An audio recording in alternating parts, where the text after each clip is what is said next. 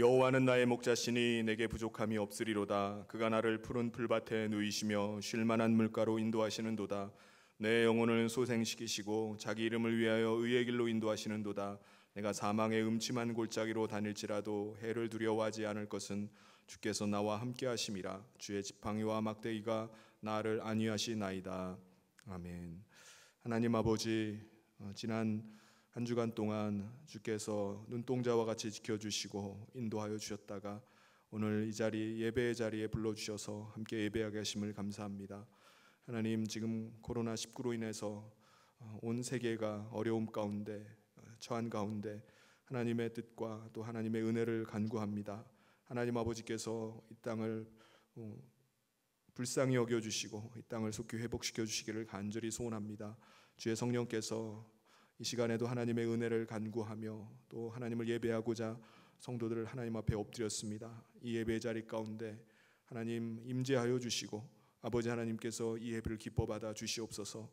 우리 모두를 그리스도의 피로 덮어주시고 정결하게 하시고 거룩하게 하여 주시옵소서.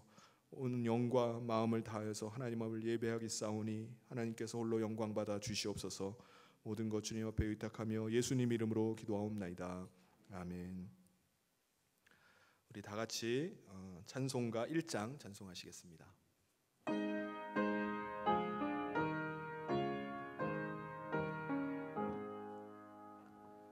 만복의 근원 하나님, 온 백성 찬송 드리고 저 천사여 찬송하세. 찬송 성부 성자 성령.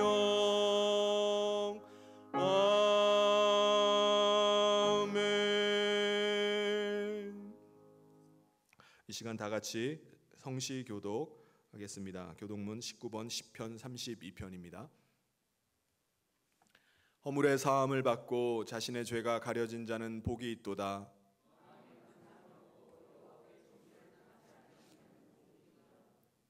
내가 입을 열지 아니할 때 종일 신음함으로 내 뼈가 쇠하였도다.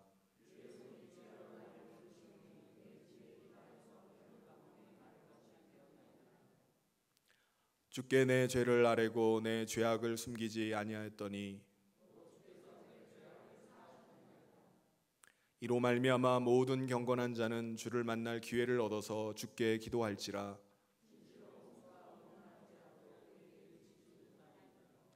주는 나의 은신처이오니 환난에서 나를 보호하시고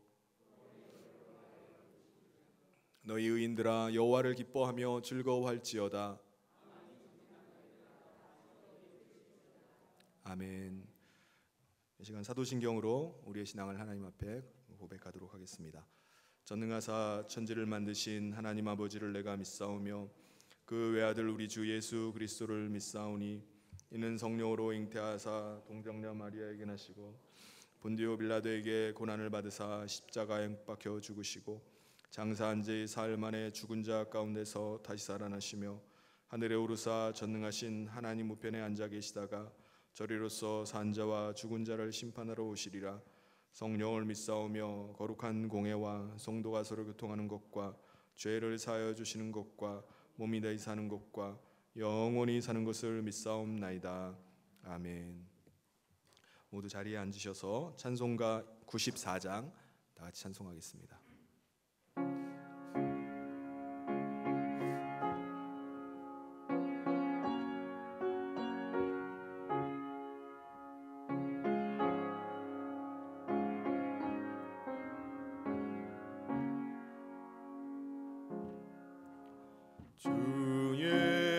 예수보다 더 귀한 것은 없네.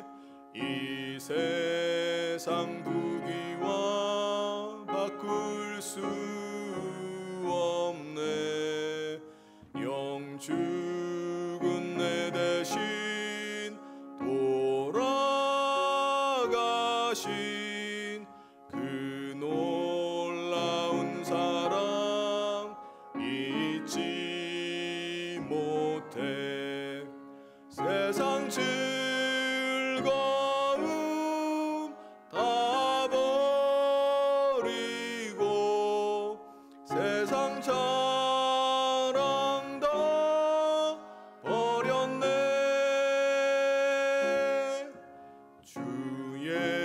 예수보다 더 귀한 것은 없네.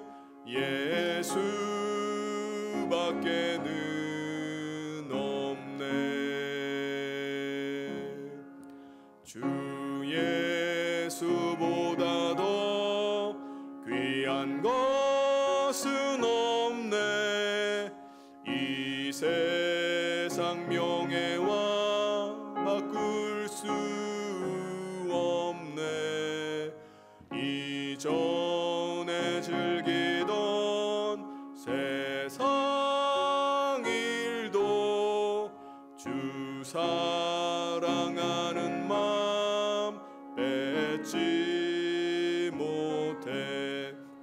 세상 즐거움 다 버리고 세상 자랑 다 버렸네. 주 예수보다 더 귀한 것은 없네. 예수밖에는 없네. 주 예수보다 더 귀한 것은 없네. 이 세상 행복과 바꿀 수 없네. 유혹과 핍박이 몰려와도 주 섬기는 내 맘 변치 않아. 세상 즐거움 다 버리고 세상 자랑 다 버렸네. 주 예수보다 더 귀한 것은 없네. 예수밖에는 없네.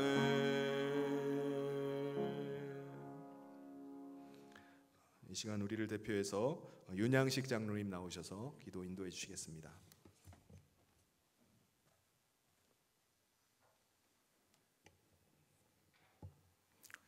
구원의 반석 되시는 아버지 하나님의 은혜와 사랑에 찬송과 영광을 올려드립니다. 지난 한 주 동안도 세상 가운데서 지켜주시고 오늘 성일을 맞아 십자가 보혈의 공로를 힘입어 주님의 은혜의 보좌 앞으로 이끌어 주심을 감사를 드립니다. 한 주간 세상 가운데 살면서 상처 입은 심령과 죄악으로 허물진 모습 그대로 예배의 자리로 나온 저희들의 심령을 주님의 십자가 보혈로 씻어주시고 정결케 하여 주시옵소서. 코로나19로 인해 혼돈되고 우매해진 저희 영혼이 오직 하나님을 향해 집중할 수 있도록 은혜 베풀어 주시옵소서. 저희 모든 성도들이 갈급한 심령으로 주님의 얼굴을 구할 때 주님을 만나고 경험하는 복된 예배로 인도하여 주시옵소서.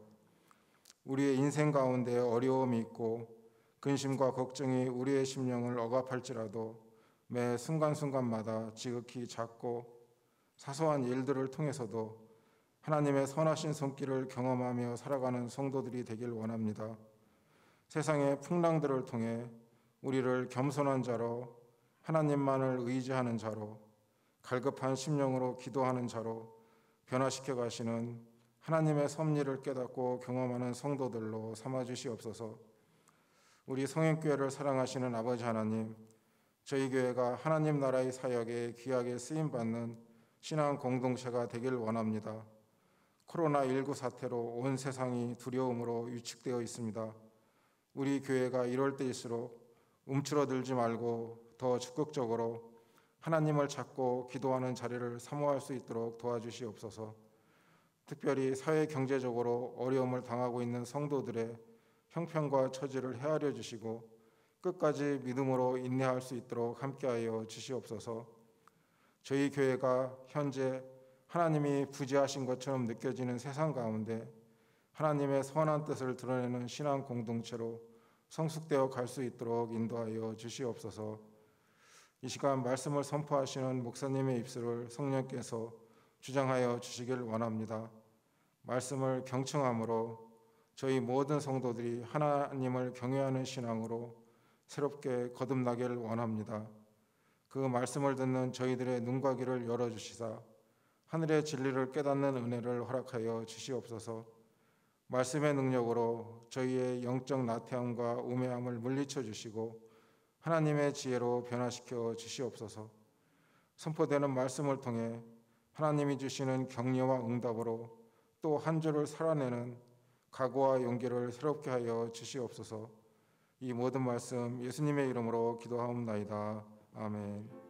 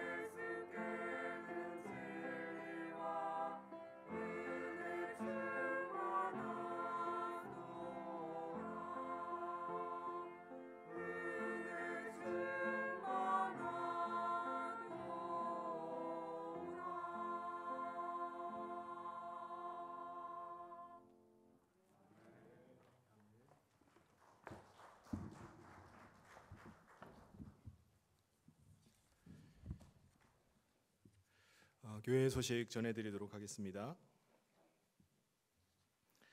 예배는 우리 현장에서의 예배와 그리고 또 온라인으로 실황으로 예배를 드리고 있습니다. 온라인 예배는 유튜브 잠실 성현교회 채널을 통해서 예배 시간 이후에도 함께 보시면서 예배 드릴 수 있겠습니다. 그리고 오후 예배는 잠정 연기하도록 합니다. 그리고 오늘 2부 예배가 끝나고 6층 하늘정원에서 음식이 좀 준비가 되어 있습니다.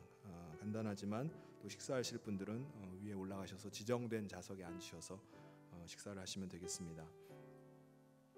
그리고 예배 참석하실 때 우리 계속해서 광고 말씀드린 대로 예방 수칙을 꼭 지켜주시기를 바랍니다.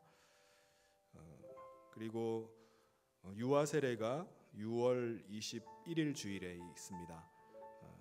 유아 세례를 받기를 원하시는 우리 부모님들은 오늘까지 신청을 해주시면 되겠습니다. 그리고 유치부 어린이 주일 행사가 6월 14일 다음 주일에 있습니다. 이 일을 위해서 기도를 부탁드립니다. 그리고 우리 다음 주 2부 주보에는 소개가 안 됐는데 다음 주 2부 예배 후에 우리 선교부 모임을 3층에 있는 역사관에서 갖도록 하겠습니다. 그리고 우리 오늘 소개할 분이 있는데요. 우리 선교사님 중에 우리 고 공기원 선교사님 아내 되시는 우리 황주영 선교사님과 자녀들이 오늘 함께 나와서 예배를 드리고 있습니다.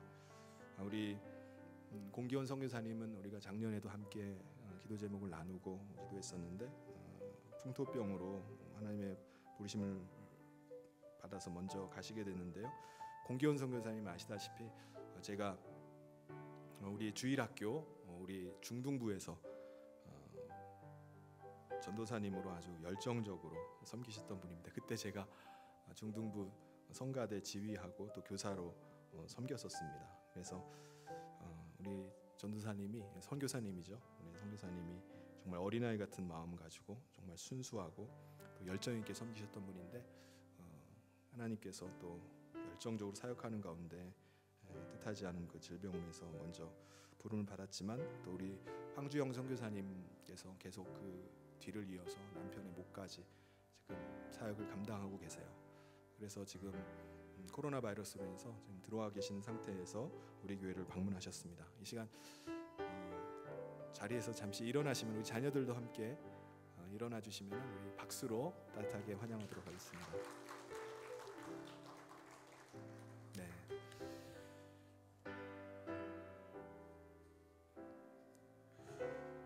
네.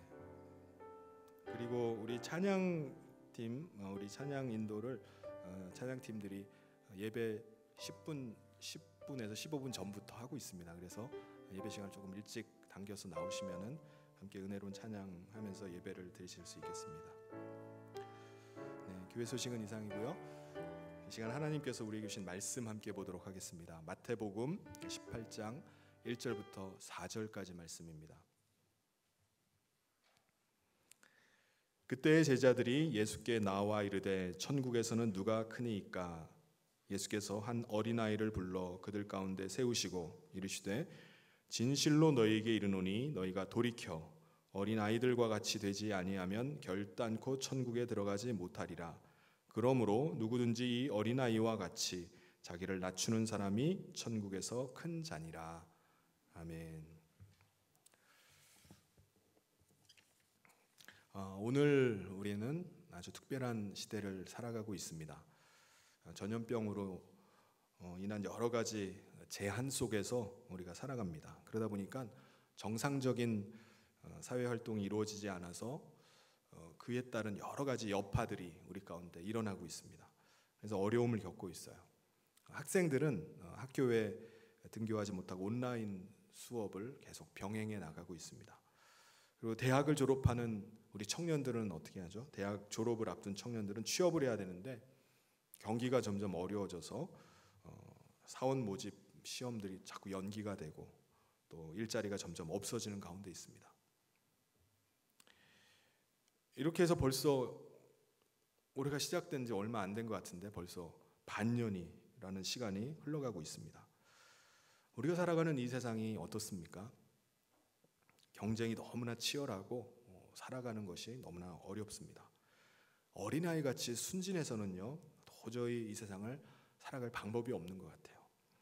세상은 점점 삭막해져 가고 사람들은 아주 이기적이 돼 가고 공격적이 돼 갑니다. 또 예전과 다르게 정보를 얻는 것도 많이 달라졌죠. 옛날처럼 뭐를 알아보려면 누구를 찾아가고 어디를 가야 되고 그런 신문을 뒤져보고 또 벼룩시장을 뒤적거리는 그런 시대가 아닙니다. 스마트폰으로 모든 것들을 다 훤히 한 손에 들여다볼 수가 있는 시대가 됐어요. 세상은 점점 발빠른 사람들이 사는 세상이 되어가고 또 강한 자들만 살아남는 그런 세상이 되어가는 것 같습니다. 세상 물정 모르는 어린아이 같아서는요 그렇게 순진해서는 이 세상을 배겨낼 수가 없어요. 그런데 예수님께서는 오늘 뭐라고 말씀하시죠? 제자들에게 너희가 어린아이 같이 되어야지 천국에 들어갈 수 있고 또 어린아이 같은 자가 천국에서 큰 자다라고 이렇게 말씀하십니다. 왜 예수님께서 이런 말씀을 하셨을까요? 오늘 이 시대에도 어려운데 그 당시의 시대도 마찬가지였습니다. 어른이 어떻게 어린아이 같이 될 수가 있습니까? 어른인데. 그리고 또 아무것도 모르는 어린아이 같이 되면은 이 세상, 이 험한 세상을 어떻게 살아갑니까? 왜 이런 말씀을 하셨을까? 오늘 이 말씀은 당시 제자들에게만 주시는 말씀이 아니라 오늘 우리에게 주시는 예수님의 말씀인 줄 믿습니다. 오늘 말씀을 통해서 돌이켜서 우리가 어린아이와 같이 되고 또 하나님 나라의 백성이요 또 하나님 나라에서 큰 자가 되는 저와 모든 성도님 되시기를 주님의 이름으로 축원합니다. 예수님께서 이러한 말씀을 하셨을 때 당시의 그 배경을 보면은 당시 제자들 사이에 자리 다툼이 좀 있었어요. 서열 다툼이 벌어지고 있었습니다. 제자들은 예수님께서 이제 예루살렘으로 올라가시기만 하면은 틀림없이 나라를 세우고 왕이 되실 것으로 그렇게 기대를 하고 있었습니다. 여러분, 왕의 밑에는 얼마나 많은 직책이 있습니까? 많은 신하들이 따릅니다. 총리부터 시작해서 장관들, 대사들 여러 직책의 신하들이 거기 따라 붙습니다. 제자들은 그 당시에 지금 내가 이 시점에 내가 지금 뭔가를 확실하게 해두지 않으면은 예수님께서 나라의 왕이 되셨을 때 그때 가가지고 내가 좋은 직책을 차지하기는 어려울 것 같다라고 생각한 거예요. 내가 좋은 직책을 차지하지 못하고 내가 이루고 있다가는 다른 제자들에게 밀리는 거 아닌가 그런 생각을 한 겁니다. 그래서 제자들은 예수님께서 예루살렘에 입성하기 전에 자기 자리를 좀 분명하게 하기 위해서 예수님께 질문을 한 거예요. 1절에 나오죠. 그때 제자들이 예수께 나와 이르되 천국에서는 누가 크니까? 우리들 중에 주님께서 나라를 세우실 때 누가 제일 높은 자리까지 올라갈 수 있겠습니까? 이 말은 다시 말하면은 제자된 순서대로 높아지는 겁니까? 아니면은 열정이 많은 사람 순서대로 높아집니까? 아니면은 세상 물정을 잘하는 말 잘하는 순서로 그렇게 높아집니까? 라고 이렇게 예수님이 물었던 겁니다. 이거를 보면은 예수님의 제자들의 세계도 성자들의 세계가 아니라 우리 인간들, 우리와 똑같구나라는 생각을 합니다. 똑같이 성공하고 싶고 높아지고 싶은 그 야망, 욕심으로 가득 찬 인간들의 모임이구나라는 생각이 듭니다. 예수님의 제자들도요, 이 예수님을 통해서 더 높아지길 원했어요.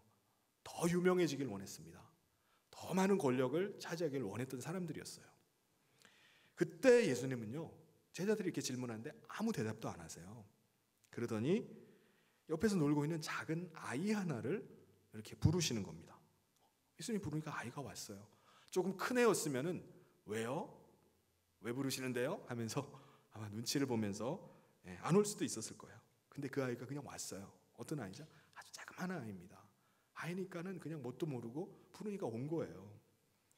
예수님은 그 어린아이를 가운데 세워놓고 이렇게 말씀하시는 겁니다. 3절에 이르시되 진실로 너희에게 이르노니 너희가 돌이켜 어린 아이들과 같이 되지 아니하면 결단코 천국에 들어가지 못하리라. 예수님은 제자들에게 아주 분명하게 말씀하세요. 너희가 돌이켜야 된다. 돌이켜서 어린아이 같이 되어야 된다라고 말씀하십니다. 돌이킨다는 말이 무슨 말이죠? 거꾸로 가라는 말이죠. 가던 길을 돌아서라는 겁니다. 그냥 쭉 가지 말고 돌아서서 오라는 거예요. 돌아서라는 겁니다. 이게 무슨 말씀이죠? 사람들은요, 시간이 지나면은 어떻게 되죠? 어린아이들이 점점 자라납니다. 어른이 돼가요. 점점 늙어갑니다. 예? 그런데 예수님은 거꾸로 가라는 거예요. 너희들은 점점 어려져서 완전히 어린아이가 되지 않으면은 천국에서 큰 자가 될 수 없다. 너희가 점점 자라나서 너희가 점점 어린아이가 되지 않으면은 아예 천국에도 들어갈 수 없다. 이렇게 말씀하시는 거예요. 여러분, 사람은 가만히 두면은 어떻게 되죠? 나이가 점점 들어갑니다. 어른이 돼가요. 나는 점점 늙어가야지 막 노력하고 애써서 늙어져 가나요? 그냥 놔두면 자연스럽게 늙어져 갑니다. 어른이 되고 늙어지게 되어 있어요. 예수님께서 지금 말씀하시는 천국은 죽어서 가는 곳만을 말씀하는 것이 아닙니다. 지금 우리가 살고 있는 이 세상에 있는 하나님의 통치가 있는 하나님의 나라를 말하는 거예요. 그런데 이 세상에서 어떻게 어른인데 다시 어린아이로 어떻게 돌아갑니까? 어떻게 다시 이렇게 어려져요? 또 이런 어린아이가 어떻게 세상에서 살아갑니까? 이 험한 세상을, 이 험한 세상에서 어떻게 알아가지고 취업을 하고 일자리를 구하고 이 치열한 경쟁 속에서 어떻게 살아남아요? 그러면 문제는 사람이 나이가 들면은 시간이 지나가면 다 어른이 되어가고 어른이 되어가는데 어떻게 그 어른이 다시 아무것도 모르는 천진난만한 유치한 어린아이가 어떻게 될 수 있는가 하는 겁니다. 어른이 어떻게 시간을 거꾸로 돌려가지고 유치한 아이가 어떻게 될 수 있는가? 어떻게 될 수 있죠? 거기에 비결이 있습니다. 그것은 약을 먹으면 돼요. 무슨 신약이 나왔나? 바로 어떤 약이죠? 구약과 신약을 먹으면 됩니다. 하나님의 말씀을 먹는 거예요. 우리가 하나님의 말씀을 먹으면요, 시간이 거꾸로 가기 시작해요. 거꾸로 돌아갑니다. 우리는 다 사람을 상대하기 때문에 사람을 계속 만나고 사귀면요, 점점 어른이 돼갑니다. 그런데 우리는 하나님을 만나고 하나님의 말씀을 듣고 하나님의 말씀을 먹기 시작하면요, 우리는 누구를 상대하는 거죠? 하나님을 상대하기 시작하는 거예요. 하나님과 계속 만나서 교제하기 시작하는 겁니다. 여러분, 하나님의 나이가 몇 살인 줄 아십니까? 하나님의 나이 아시는 분 계세요? 하나님은요, 영원부터 영원하신 분이세요. 그러니까 우리가 하나님 앞에 서면요, 하나님에 비하면요, 나 올해 80 됐는데, 나 올해 70 됐는데, 70, 80? 아무것도 아닙니다. 하나님에 비하면요, 90살? 아직 솜털이 뽀송뽀송한 아기예요. 우리는 이 세상에 있으면서 지식을 계속 배워갑니다. 지식이 늘어나면서 우리 어른이 되어가잖아요. 그런데 하나님은 하나님이 가지고 계신 지식에 비하면 내가 많이 배웠다, 내가 많이 안다, 이거는요, 비길 것이 아닙니다.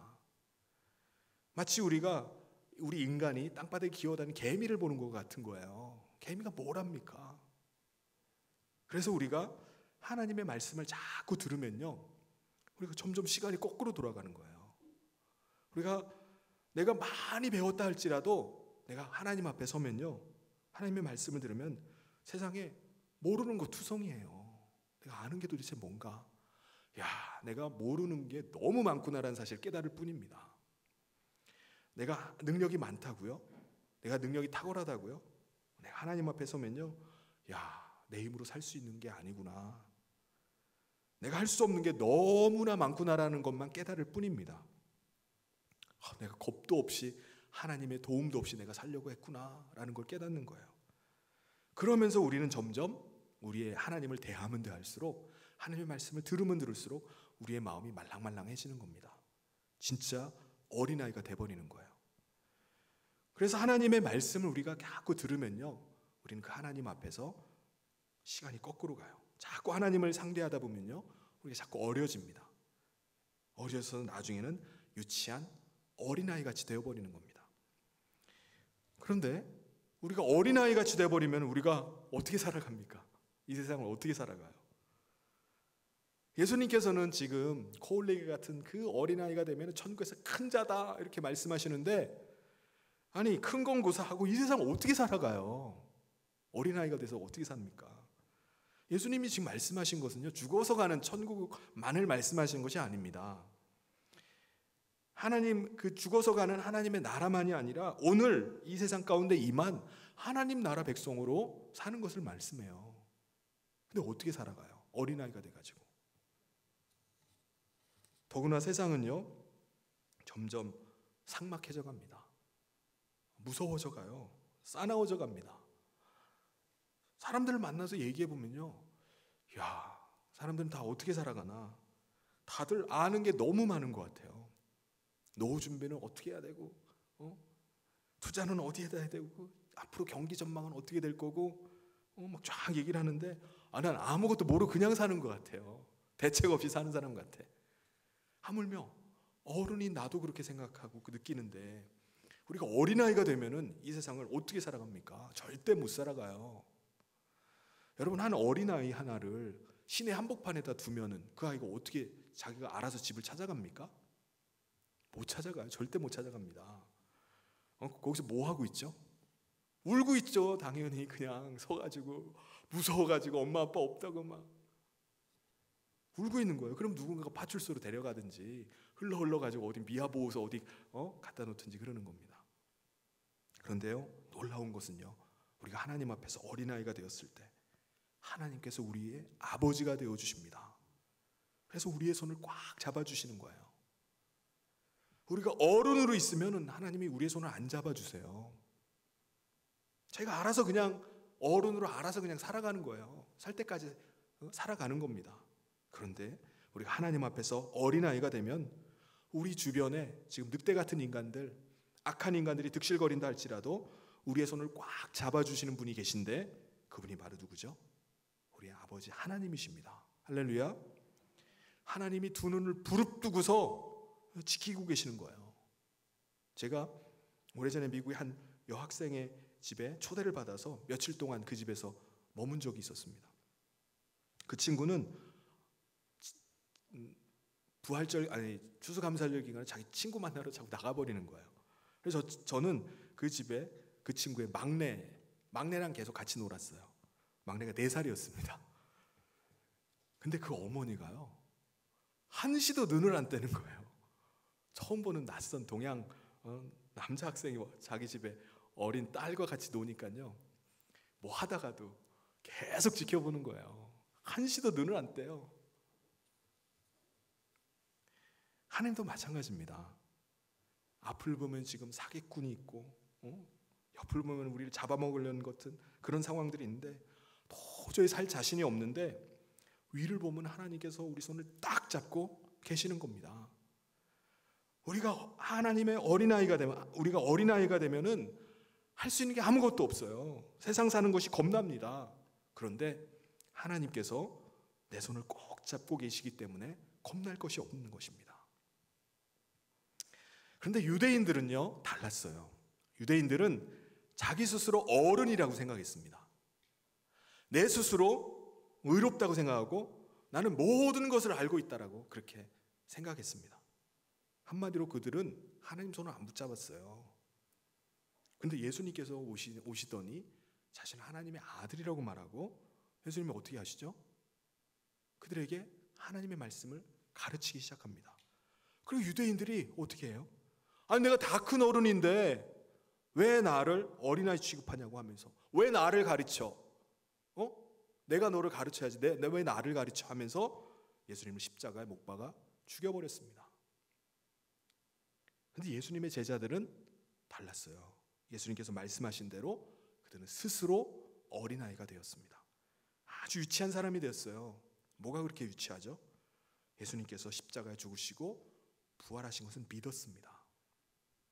그리고 성령님께서 그들 가운데 임하심으로 그들은 그때부터 하나님의 손을 붙잡기 시작했어요.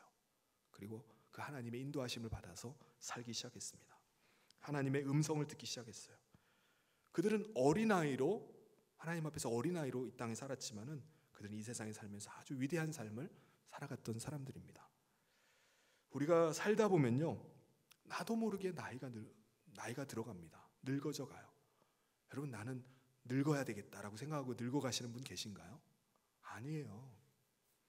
얼마 지나지 않아서 거울 딱 보는데 낯선 사람이 있어. 웬 주름이 이렇게 많아졌지? 웬 흰머리가 이렇게 많아졌지? 어릴 때는요, 피부가 말랑말랑해요. 부드러워요. 아기 손을 잡으면요, 손이 그냥 말랑말랑합니다. 얼마나 부드러워요? 그런데 나이가 들어가면요, 우리 손이 어떻게 됩니까? 여기저기 굳은 살이 배가고요, 손이 막 거칠거칠해져 갑니다. 그럼 아기가 태어나면 체온이 37도 정도쯤 되는데 나이가 들면요, 체온이 점점 떨어집니다. 떨어져가지고 35도쯤 되면요, 암이 가장 잘 왕성하게 활동을 한다고 합니다. 체온 떨어지면요, 암이 생겨요. 그래서 우리 몸을 따뜻하게 체온을 유지를 해나가야 됩니다. 이와 마찬가지로 우리 마음도 늙어져 가요. 마음도 어른이 되어져 갑니다. 어린아이들은 주님 말씀하시면 고지고대로 들어요. 얘야 일로 와봐라 하면 잽싸게 옵니다. 어린아이처럼 주님의 말씀을 고지고대로 들어야 되는데 그렇게 안 들어요. 고지고대로 들으면 유치한 걸로 생각합니다. 설교를 들을 때 어떻게 합니까? 좀 고상하게, 고상해야지 들을 만하다고 생각해요. 원어를 좀 섞어가면서 원어를 좀 써줘야지, 좀 그렇게 풀어줘야지 지적인 설교를 하고 있다고 생각합니다. 그래야지 들을 만하다고 생각해요. 그래서 설교 좀 괜찮은데, 설교 훌륭한데, 감동적인데, 눈물도 좀 나는데. 그런데요, 여러분, 아무리 훌륭한 설교를 듣는다 할지라도 그것을 듣고 반응하지 않으면 그게 무슨 소용이 있습니까? 이미 어른이 되어버린 거예요. 이미 늙어버린 것입니다. 예수님께서 이렇게 말씀하셨어요. 요한계시록 2장 5절에 너희가 어디에서 떨어졌는가를 생각하고 회개해서 처음 행위를 가지라. 그렇지 않으면 하나님이 촛대를 옮겨버리시겠다. 여러분, 우리는 살아가면서 자꾸 우리 자신을 돌이켜야 됩니다. 예수님께서 지금 말씀하신 대로 너희가 돌이켜서 어린아이같이 되라. 오늘의 말씀의 핵심이에요. 어린아이같이 돌이키는 겁니다. 우리의 몸의 체온이 떨어지면은 그냥 체온 떨어진 대로 두는 것이 아니라 보온을 해야죠. 몸을 따뜻하게 유지를 해야 됩니다. 내 몸이 점점 뻣뻣해지고 굳어져 가요. 그냥 놔두면 안 됩니다. 몸을 스트레칭을 하고 운동을 해서 풀어줘야 돼요. 내 마음이 자꾸 우울해져요. 그러면 우울 모드로 계속 들어갑니까? 잠수 타요? 그게 아닙니다. 자꾸 밝게 만들어야 돼요. 사람 만나고 밝게 만들어야 돼요. 안에 컨디션이 안 좋아. 안 좋은 채로 있는 게 아니라 병원 가서 진찰을 받고 진단을 받아서 처방을 받아야 되는 겁니다. 여러분, 세월이 지나면요, 우리 마음이 자꾸 우울해져 갑니다. 자꾸 다운이 되져 가요. 친구 집에 갔는데 제가 아파트를 한 채 샀더니 몇 달 만에 몇 억이 올랐다는 거예요. 그럼 속에서 뭐가 확 올라와요. 속이 확 상합니다. 자기 자식이 취업을 하더니 언제 결혼을 한다는 거예요. 그럼 갑자기 우리의 마음에서 한숨이 그냥 퍽 나오는 겁니다. 다들 다 도토리 키재기 하듯이 내가 조금 더 높네, 내가 조금 더 낫네, 키재기를 해요. 내가 크네, 내가 크네. 그렇지 않나요? 키재기 하는 세상에서, 제 키 자랑하는 세상에서 자꾸만 우리는 상처를 받으면서 살아갑니다. 그러다 보니까 우리가 어떻게 됩니까? 자꾸 마음이 다운되는 거예요. 서로 키재기 하면서 그거 조금 작으면 그냥 마음 상해가지고 막 우울해합니다. 그래서 우리가 어떻게 해야 되죠? 그냥 내버려 두는 것이 아니라 메이크업을 해야 돼요. 돌이켜야 됩니다. 예수님께서 말씀하신 대로 돌이켜야 돼요. 돌아서야 됩니다. 우리가 하나님의 말씀을 들을 때 어린아이처럼 우리는 즉각 그때 반응을 할 수 있어야 됩니다. 주님 말씀하실 때 우리가 성경 말씀을 읽거나 우리가 큐티하면서 말씀을 묵상하거나 설교 시간을 통해서 우리가 하나님 말씀을 들을 때, 듣고 난 뒤에 우리는 반응을 해야 돼요. Stop, think, 그 다음에 초이스를 해야 돼요. 일단 멈추어서 생각을 해봐야 됩니다. 그냥 갈 것인지, 내가 보고 그냥 냅다 그냥 앞을 보지도 않고 그냥 달려가서는 안 됩니다. 멈추어서 생각을 해봐야 돼요. 내가 지금 올바른 방향으로 가고 있나? 내가 하는 행동이 지금 맞는 것인가? 지금 내가 내 길로 그냥 혼자 내 길 가고 있는 거 아닌가? 우리는 주님의 음성이 들리면요, 그 음성을 듣고 생각을 하고 잘못된 게 있으면 뜯어 고쳐야 돼요. 돌이켜야 됩니다. 여러분, 우리는 지금 어쩌면은 주님이 재림하시는 그 직전, 그 마지막 시대를 살아가고 있는 성도들일지 모릅니다. 이제는 자다가 깰 때가 되었어요. 정신을 차리고 기름 등불을 준비해야 될 때입니다. 여러분, 우리가 봤을 때는 어떤 길은 내가 보기엔 좋아 보여요. 이렇게 가면 되겠구나라고 생각할 때도 있습니다. 그런데 그런 길 중에 필경은 사망의 길이 있어요. 망하는 길이 있습니다. 그렇기 때문에 내가 지금 잘못된 길로 들어섰구나 라고 이 사실을 깨닫는다면 우리는 어떻게 해야 되죠? 그냥 가요? 브레이크를 밟아야 돼요. 유턴을 해야 됩니다. 돌이켜야 돼요. 여러분, 신앙생활이 뭐겠습니까? 신앙생활은 결단하는 겁니다. 불에 물 탄 듯, 술에 술 탄 듯, 구렁이 담 넘어가듯이 은근슬쩍 얼렁뚱땅 하는 것이 아닙니다. 그럼 사도 바울이 정말 위대한 이유는 뭡니까? 그가 자기 감정에, 자기 기분의 늪에 빠져서 사는 삶이 아니라 성령에 매여 사는 삶이었기 때문에 그렇습니다. 그가 성령께서 인도하신 대로 예루살렘으로 이끌려서 갔어요. 자기가 예루살렘에 들어가면은 자기가 잡혀서 죽을지도 모르는 상황이었습니다. 이 사실을 알고 다른 형제들이 그와 마지막 송배를 하면서 끌어안고 울었어요. 펑펑 웁니다. 그럼에도 불구하고 그는 가는 거예요. 환난과 핍박이 있더라도 나는 간다. 자기 기분, 자기 감정, 이해타산, 그것 따라 움직이는 것이 아니었습니다. 성령이 밀어붙일 때 그냥 가는 거예요. 가는 겁니다. 나는 걸어서라도 로마까지 가리라. 그런 사람이 사도 바울이었어요. 환상 가운데 마게도냐 한 사람이 나타나서 건너와서 우리를 도우라 라고 하니까 이것이 성령의 부르심인 줄 알고 그냥 건너갔어요. 마게도냐로. 자기의 길을 바꿔서 그냥 건너갑니다. 그런 사도 바울을 누가 막습니까? 누가 끊어요? 저는 오늘 이 시대를 살아가는 우리들에게 주님께서 너희는 돌이켜서 어린아이와 같이 되라 라고 말씀하고 있는 줄 믿습니다. 이건 제자들에게 주시는 말씀이 아니라 오늘 우리에게 주시는 말씀이에요. 그럼 오늘 이 시대가 어떤 시대입니까? 거짓이 난무하는 시대예요. 이와 같은 시대가 있었는가라는 생각이 듭니다. 정의가 사라졌어요. 온갖 부정과 부패가 성행하는 시대입니다. 이런 때가 어디 있습니까? 그런 가운데 우리는 말씀을 들어도 우리도 마찬가지, 우리도 고지곳대로 안 들어요. 어린아이같이 듣는 것이 아닙니다. 이 세상 살면서 우리 마음도 어느새 하나님의 말씀을 고지곳대로 안 들어요. 하나님의 말씀이 들리면 어떻게 들죠? 내 입장에서 들어요. 한번 따져보고 그걸 해석하고 가감해서 듣습니다. 그냥 하나님의 말씀을 안 받아요. 내가 다 해석합니다. 내가 재해석하고 내 입장에서 따져가지고 내 필요한 말씀만 가감을 해서 받아들여요. 이미 따를 대로 따라버린 어른이 된 거예요. 늙은이가 된 것입니다. 그런데 이제는 편의주의적으로, 합리주의적으로, 실용주의적으로, 조작적이고 인위적으로 그렇게 신앙생활하는 것이 아니라 주님 말씀하시면 내가 나아가리다. 내가 찬양하면서 나가는 거예요. 다시 기도의 자리, 섬김의 자리, 전도의 자리, 선교의 자리로 나가는 것입니다.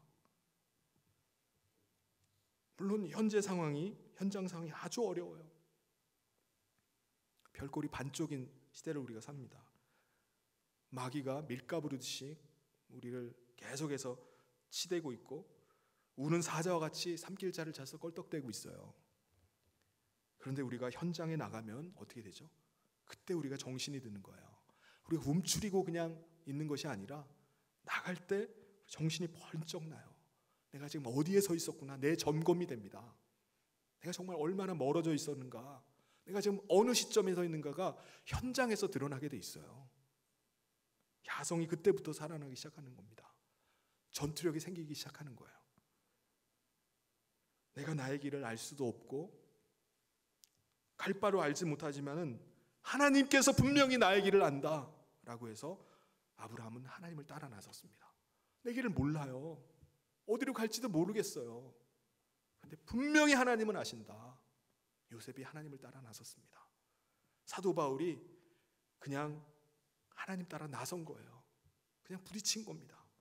개척 정신 가지고 야전으로, 필드로 하나님께서 어떻게 인도하실까 그 설레임 가지고 그냥 이까짓 것 정도는 내가 감당할 수 있다. 주님 음성 듣고 나간 것입니다. 감당하지 못할 시험은 하나님께서 허락하지 않는다고 하셨으니 시험은 감당하고 환난은 벗어나고 문제는 해결하면서 나가다 보면은 된다. 그런 믿음 가지고 나갔던 신앙의 선배들은요, 믿음이 알통이 생기는 거예요. 야성이 생기고 전투력이 생겨서 지금 우리가 볼 땐 대단한 사람들입니다. 대단한 일들을 감당했던 사람들이에요. 그렇게 믿음으로 나갔던 사람들입니다. 시편 92편 12절부터 14절에 보면은 의인은 종려나무같이 번성하며 레바논의 백향목같이 성장하리로다. 이는 여호와의 집에 심겼으며 우리 하나님의 뜰 안에서 번성하리로다. 그는 늙어도 여전히 결실하며 진액이 풍족하고 빛이 청청하니. 의인은 어떻다고요? 종려나무같이 번성하고 레바논 백향목같이 계속 성장하는데 늙어도 결실한다는 거예요. 늙어도 여전히 결실하고 이파리가 마르지 않고 푸르고 청청하다고 말씀합니다. 쓰임받는 동안에, 모세는 쓰임받고 주의 일을 하는 동안에 하나님께서 그의 기력이 쇠하지 않게 하셨습니다. 눈이 흐려지지 않았어요. 그가 살아있는 120세까지 그냥 하나님께서 쭉 밀고 나가게 하셨던 것입니다. 여러분, 근데 우리가 왜 점점 영적인 힘을 잃어갑니까? 왜 힘이 점점 없어지죠? 무기력해지고 점점 우울해집니까? 너무 편해서 그렇습니다. 여러분, 근육을 쓰지 않으면 어떻게 되죠? 근손실이 생깁니다. 여러분, 나이가 들어가지고 요양원 침대에 누워버리면요, 몇 달 지나지 않으면 근육이 다 빠져버립니다. 싹 없어져요. 일어나질 못합니다. 영적인 것도 마찬가지입니다. 우리가 코로나19로 인해서 영적 전투 현장에서 떠나 있어요. 영적 전투는 지금 한창 벌어지고 있는데 모든 것이 다 중단되고 제한된 가운데 우리 더 이상 싸우질 않고 있는 거예요. 마지막 때를 살아가는 이때 여러분, 기도의 골방부터 확보하시기를 바랍니다. 다시금 내 필드를 찾아야 돼요. 지금 오늘부터 호산나 찬양대가 다시 서는데 내 섬김의 자리를, 전도의 자리를, 선교의 자리를 찾아야 됩니다. 오늘 주님이 우리에게 말씀하고 계세요. 너희는 돌이켜라. 그대로 가면은 망한다. 관례를 따라서, 관행을 따라서 매너리즘에 형식화되고 제도화되고 화석화된 길로 그냥 가면 망하는 거야. 유턴을 해라. 삶의 방식을 바꾸라고 지금 우리에게 말씀하고 계십니다. 그럴 때 바로 첫사랑이 회복되는 것입니다. 그럴 때 어린아이와 같은 믿음이 되는 것입니다. 제가 어느 날 친구 그 목사님 아버님이 소천하셔서 그 지방으로 차를 몰고서 막 내려간 적이 있었어요. 근데 내비게이션을 따라서 계속 가고 있는데 휴대폰 배터리 잔량이 갑자기 뚝뚝뚝뚝 떨어지더니 껌뻑껌뻑 하는 거예요. 꺼지기 일보 직전이에요. 충전기를 꽂아놨는데도 어떻게 된 게 충전이 안 되고 지금 깜깜한 밤중에 시골길을 가는데 지금 내가 이것이 꺼지면은 오늘 가도 못해요. 전화도 못해. 아주 진땀을 뺐습니다. 갑자기 제 휴대폰 배터리가 왜 이렇게 됩니까? 모든 건 다 유통기한이 있기 때문에 그렇습니다. 어떤 가전제품도 30년, 50년, 100년 가는 게 없어요. 언젠가는 고장이 나서 멈추게 돼 있습니다. 우리의 몸도 마음도 나이가 들어가면요 점점 굳어져 갑니다. 약해져 가고 기력이 점점 다 쇠해져 갑니다. 그런데 의인은 어떻다고 말씀하죠? 의인은 종려나무와 같이 번성하고 레바논 백향목과 같이 늙어도 여전히 결실하고 이파리가 마르지 않고 푸르고 청청하다고 말씀합니다. 우리가 돌이켜서 어린아이와 같은 믿음으로 나가면 하나님께서 우리의 손을 붙잡아 주시고 힘을 주시는 줄 믿습니다. 우리는 일할 때가 가장 아름다운 거예요. 쓰임받을 때가 가장 멋있는 때입니다. 그럴 때는 죽을 틈도 없고 망할 틈도 없습니다. 오늘 이 시대가 오늘 우리에게는 마지막 때일지 모릅니다. 그런데 우리의 기운이 다 빠지고 축 처져가지고 임종을 기다리는 사람처럼 살아서는 되겠습니까? 오늘 주님이 우리에게 말씀하시는 것처럼 돌이켜서 어린아이와 같이 되시기를 축복합니다. 사방이 다 막혀있다 할지라도 하나님 손 붙잡고 믿음으로 일어서서 나가시길 바랍니다. 기도의 현장, 섬김의 현장, 전도의 현장, 선교의 현장을 다시 확보하시길 바랍니다. 사랑하는 성도 여러분, 요즘 세상 사는 것이 어떻습니까? 무섭지 않습니까? 시대는 계속해서 변해가고 있는데 내가 한 살 한 살 나이 먹어가는 게 무서워요. 그게 정상입니다. 그런데 하나님은 우리의 구석구석을 다 아십니다. 우리 머리숱 안에 있는 난 여드름 하나까지 다 아시는 분이세요. 그래서 불안하고 걱정이 우리 가운데 몰려든다 할지라도 하나님의 손을 꼭 붙잡으시길 바랍니다. 여러분, 어른이 돼서는 안 돼요. 늙은이가 돼서는 안 됩니다. 돌이켜서 어린아이와 같이 되어서 주님 손 꼭 붙잡고 항상 마음을 새롭게 함으로 변화를 받아서 기력이 다할 때까지 주님 손에 귀하게 쓰임받고 우리 하나님 나라에서 큰 자가 되는 저와 모든 성도님 되시기를 주님의 이름으로 축원합니다. 같이 기도하겠습니다. 하나님 아버지, 감사합니다. 오늘 이 어려움의 시기를 지나가고 있는 가운데 주님께서 우리에게 너희는 돌이켜서 어린아이와 같이 되라고 하시는 주님의 음성을 듣습니다. 오늘 우리가 이 세상 가운데 사는 동안에 어른이 되지 않게 하여 주시옵소서. 날마다 주님을 대함으로 말미암아 주님 말씀 붙잡고 믿음으로 순종함으로 말미암아 우리가 날마다 주님의 손에 붙들려 사는 삶이 되게 하여 주시옵소서. 주님이 우리를 눈동자와 같이 지켜주시고 보호하시는 삶이 되게 하여 주시옵소서. 그 믿음 붙잡고 사도 바울이 믿음으로 달려갔던 것처럼 자기 감정, 자기 기분에 휩싸이지 않고 주의 손에 붙들려서 주의 손에 매여서 믿음으로 나갔던 하나님의 사람들과 같이 오늘 우리가 믿음 가지고 이 어둠의 시대를 아버지 밝혀나갈 수 있도록 인도하여 주시옵소서. 주의 성령께서 함께 하시길 간절히 소원하며 예수님 이름으로 기도하옵나이다. 아멘. 우리 다 같이 자리에서 일어나셔서 우리 주님 말씀하시면 함께 찬송하도록 하겠습니다. 주님 말씀하시면 내가 나가리다. 주님 뜻이 아니면 내가 멈춰서리다. 나의 가고 서는 것 주님 뜻에 있으니 오 주님 나를 이끄소서. 주님 말씀하시면 내가 나가리다. 주님 뜻이 아니면 내가 멈춰서리다. 나의 가고 서는 것 주님 뜻에 있으니 오 주님 나를 이끄소서. 뜻하신 그곳에 뜻하신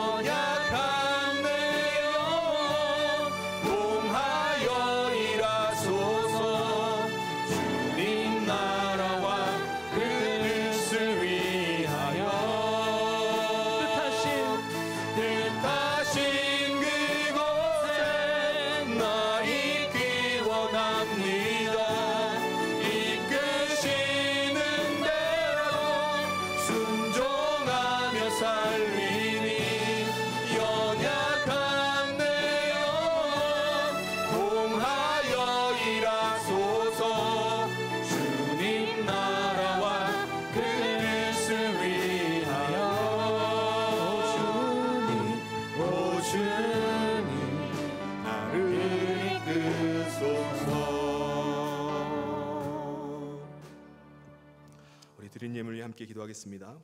하나님 아버지 감사합니다. 지금 어려운 이 시기 가운데 하나님 우리가 주님을 바라보며 또 주님 의지하며 믿음으로 나가게 하심을 감사합니다. 이 시간 하나님 앞에 예배하며 귀한 물질을 준비하여 하나님 앞에 올린 성도들이 있습니다. 하나님 물질의 귀한 헌신을 기뻐 받아 주시고 이 물질들이 하나님 나라를 위해서 귀하게 쓰이게 하여 주시옵소서. 하나님 지금 어려운 이 시기를 지나가고 있는 성도들 한 사람 한 사람들의 모든 필요들을 아시고 채워주시고 공급하여 주시기를 간절히 소원합니다. 하나님 믿음 가지고 주님 손 붙잡고 이 어려움의 시기를 넉넉히 통과해 나갈 수 있도록 인도하여 주시옵소서. 우리의 갈 바를 알지 못하고 내 갈 길을 알지 못하지만은 하나님께서는 내 길을 분명히 아심을 믿고 믿음으로 주님 손 붙잡고 의지하며 나가게 하여 주시옵소서. 하나님 지금 선교지마다 어려운 가운데 있습니다. 하나님 아버지께서 긍휼한 은혜를 베풀어 주시고 하나님의 나라가 계속해서 확장되며 주님의 영광이 계속해서 드러날 수 있도록 주님께서 함께하여 주시옵소서. 우리가 기도의 현장, 섬김의 현장, 전도의 현장, 선교의 현장들이 우리가 다시 확보되게 하여 주시고 하나님의 아버지 맡겨주신 사명 끝까지 감당하며 나가는 저희들의 삶이 될 수 있도록 하나님 인도하여 주시옵소서. 예수님 이름으로 축복하며 기도하옵나이다. 아멘.